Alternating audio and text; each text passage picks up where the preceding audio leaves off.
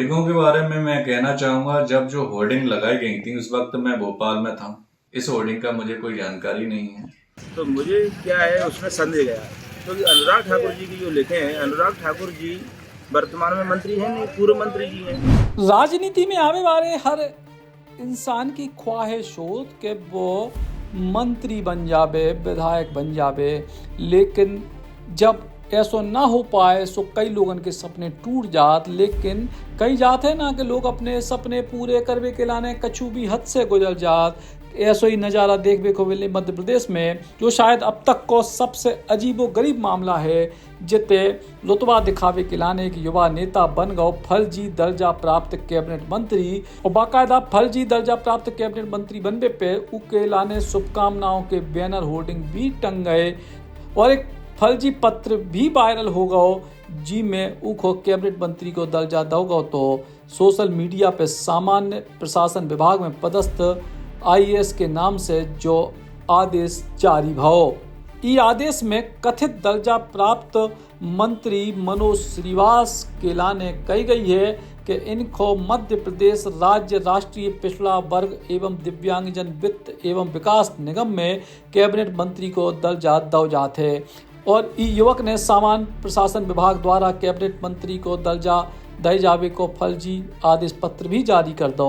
और जब ई पूरे मामले में स्थानीय भाजपा नेताओं ने सवाल खड़े करे तो भिंड कलेक्टर समेत तमाम सारे जनप्रतिनिधियों ने कही कि ई प्रकार को आदेश पूरी तरीके से फर्जी है।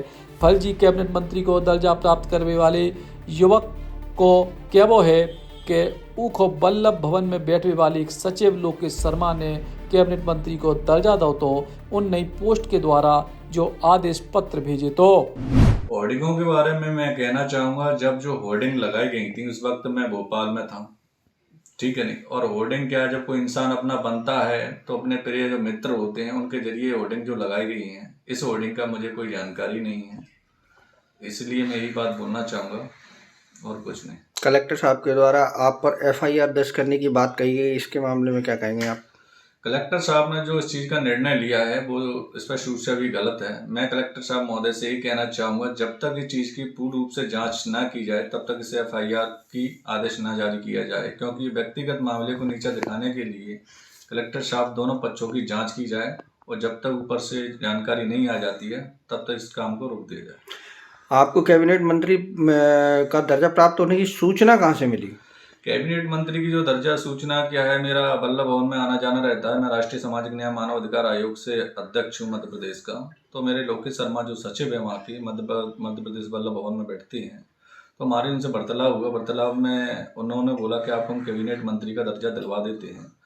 तो मैंने कहा कि खुशी की बात अगर मिल जाएगा तो उन्होंने मेरे लिए बाई पोस्ट लेटर भिजवाया, जिसके आधार पे लोगों ने को सूचना मिली तो उन्होंने होर्डिंग लगाना चालू कर दिया। आपके ऊपर आरोप लगे ने, उसके बाद आपने किसी वरिष्ठ अधिकारी या वरिष्ठ नेताओं से संपर्क किया तो उनका क्या कहना है?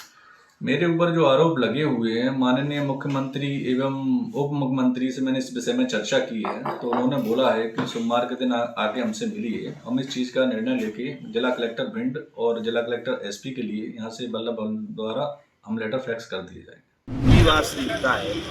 वही मनोज सिंह क्या है कि बंदा के पुल पे, गोहद में, चौराहे पे सभी जगह होर्डिंग बैनर कटआउट लगाए हुए हैं और वो कटआउटों में लिखे हैं माननीय प्रधानमंत्री नरेंद्र भाई मोदी जी के नेतृत्व में और कैबिनेट मंत्री भारत सरकार अनुराग ठाकुर जी की सहमति से मुझे भारत कैबिनेट मंत्री पिछड़ा वर्ग आयोग वित्त निगम विकलांग ऐसा लिखे हैं, ऐसे मुझे बनाया गया है।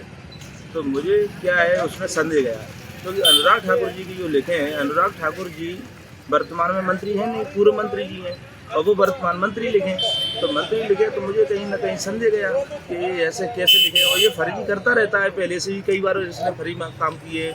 एक बार इसकी गाड़ी पकड़ी गई तो उसमें 3-4 राज्यों की कम से कम नंबर प्लेट निकली, कुछ जिलों के नाम से नंबर प्लेट अलग अलग निकली, गाड़ियों अलग तरह से ऐसे ही सायरन बजा के करता रहता है किसी को किसी तरह से। तो मुझे ऐसा संदेह लगा तो मैंने एक पत्र लिख दिया, इसकी जांच कराई जाए, ये कहाँ तक सच्चाई है, और यदि ये मंत्री है तो इसकी कोई दिक्कत नहीं, जांच हो जाएगी, मैं स्वागत करूंगा, कोई दिक्कत नहीं है, मैं स्वागत करने संगठन में कोई ऐसा बड़ा पद है उनके पास पहले नहीं, मेरे हिसाब से तो अभी उसके पास संगठन में कहीं कोई पद नहीं है। और ऐसे लोगों को, फर्जी लोगों को तो देना भी नहीं चाहिए, किसी भी दल में हो या संगठन में हो, किसी भी राजनीतिक क्षेत्र में हो। तो आपके द्वारा शिकायत की गई इस मामले में? हाँ, मैंने शिकायत की, मैंने लेटर लिखा, तो लेटर में साफ लिखा है, मैंने ये लिखा है कि इसकी जांच कराई जाए और इसकी यदि दोषी पाया जाता है तो कड़ी से कड़ी कार्रवाई की जाए।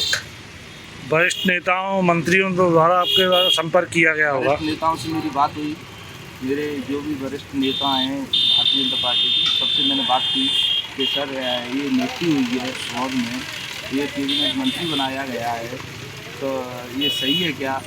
तो यदि है तो मैं होर्डिंग बैनर मैं खुद लगवाता। मैं पिछड़ा वर्ग मोर्चा का जिलाध्यक्ष हूँ भिंड से, और मैं पिछड़ा वर्ग मोर्चा का जिलाध्यक्ष हूँ। पिछड़ा वर्ग से ये आती है या अन्य किसी भी समाज से आते हैं, कोई दिक्कत नहीं है, उससे हम स्वागत करेंगे। जो हमारे यहाँ मंत्री आते हैं, मुझे मालूम पड़ती है, हम सभी का स्वागत करते हैं, इनका भी स्वागत करते हैं हम। तो यदि अभी भी ये दोषी नहीं पाए गए तो इनकी नियुक्ति यदि सही है तो मैं इनका स्वागत करूँगा, कोई दिक्कत नहीं। बाकायदा मनोज सिंह को होल्डिंग बैनर पोस्टर के जरिए बधाई दी गई, जिनमें एक तरफ मनोज सिंह की फोटो हती तो दूसरी तरफ अनुराग ठाकुर की फोटो हती, और कही गई कि माननीय श्री नरेंद्र मोदी प्रधानमंत्री जी के नेतृत्व एवं माननीय श्री अनुराग ठाकुर जी केंद्रीय मंत्री भारत सरकार की सहमति से डॉक्टर मनोज सिंह जी को राष्ट्रीय पिछड़ा वर्ग एवं दिव्यांगजन वित्त एवं विकास निगम में कैबिनेट मंत्री का दर्जा मिलने पर अग्रिम बधाई। अब पहली बात तो यह है कि प्रधानमंत्री की सहमति मध्य प्रदेश में कौनों को कैबिनेट मंत्री बनावे पे आधिकारिक तौर पर नहीं कही जाती है, और संग ही अनुराग ठाकुर अब केंद्रीय मंत्री भी नहीं है। कुल मिला के पत्र फर्जी, युवक की बात फर्जी और होल्डिंग बैनर सब कछु फर्जी मध्य प्रदेश की ई घटना में। से सचिन शर्मा, बुंदेली, बौछार किलाने। Eklavya University Damoh will guide you towards a bright future. 28 acres of lush green campus, largest campus of Bundelkhand, experienced and dedicated faculty. 50 future-ready courses taught in 12 different schools, separate courts and ground for sport, fully equipped lab and workshop, safe and fully equipped separate hostel for girls.